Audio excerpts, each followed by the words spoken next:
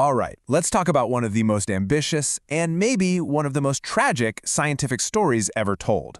The story of Nikola Tesla's Wardenclyffe Tower. So, could one man really have given the entire world free wireless power? I mean, just think about that for a second. It's a massive idea, right? This question is at the very heart of a project that promised to change absolutely everything. But, well, it ended in total ruin. Okay, let's dive into this. But hey, before we get started, please don't forget to subscribe, turn on notifications, and maybe share and like this explainer. It really helps us out. And just so you know, all the information here is compiled from open sources. Thanks.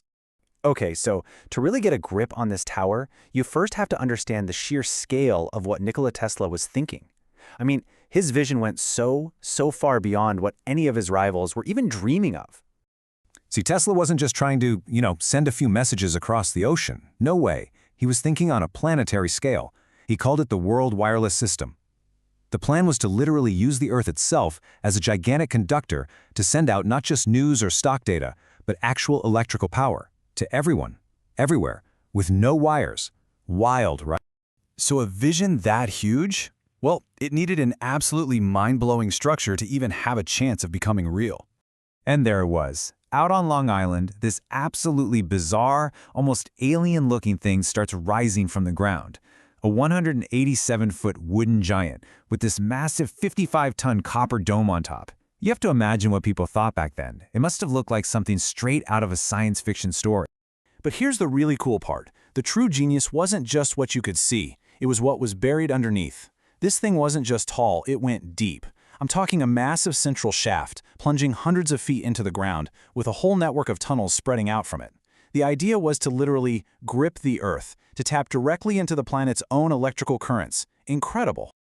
Okay, so while Tesla's building this machine to literally change the world, there's a race going on in the background, a really dramatic race.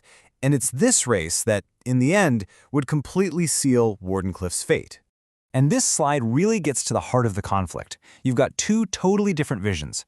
On one hand, you have Tesla, who's basically trying to build a utopia, a future of free, wireless power for everyone. And on the other hand, you have his rival, Marconi, who's focused on something way simpler and, let's be honest, much more profitable, just sending little dots and dashes from one place to another. And then comes the turning point. In 1901, Marconi does it. With a much cheaper, much simpler setup, he sends the first signal across the Atlantic. Bam! Overnight, he's an international hero. And suddenly, Tesla's massive, complicated, and super expensive project, it starts to look like a giant risky gamble to the people with the money. Yeah, Marconi's success, that was really the nail in the coffin for Wardenclyffe. It led straight to its financial collapse. Now, you got to remember who was funding this whole thing. We're talking about J.P. Morgan, one of the most powerful men on the planet.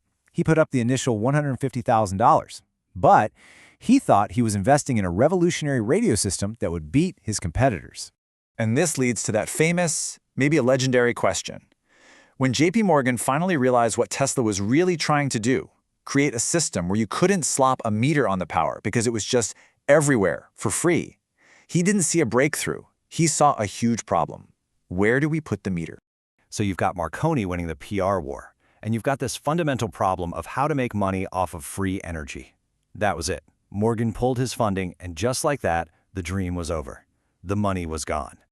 And that financial collapse, it wasn't just the end of the tower. It was the beginning of a truly tragic end for Tesla himself. So by 1905, the project is officially dead. The site is just abandoned. For more than 10 years, this magnificent tower just stood there, rotting away, like a ghost of a future that never happened. And then, in 1917, during World War I, they blew it up with dynamite. Just dynamited it for scrap metal to help pay off some of Tesla's debts. What an end. And for Tesla personally, the failure of Wardenclyffe was just catastrophic. It led to a complete nervous breakdown, total financial ruin, and honestly, he never really recovered.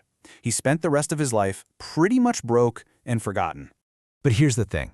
Even though the tower itself is gone, that dream, its legacy, is literally all around us today. Wardenclyffe might have been a failure, but the science behind it, that vision, it laid the groundwork for pretty much all the wireless tech we take for granted now. Radio, Wi-Fi, you name it. So it all leaves you with this one last kind of haunting question, right?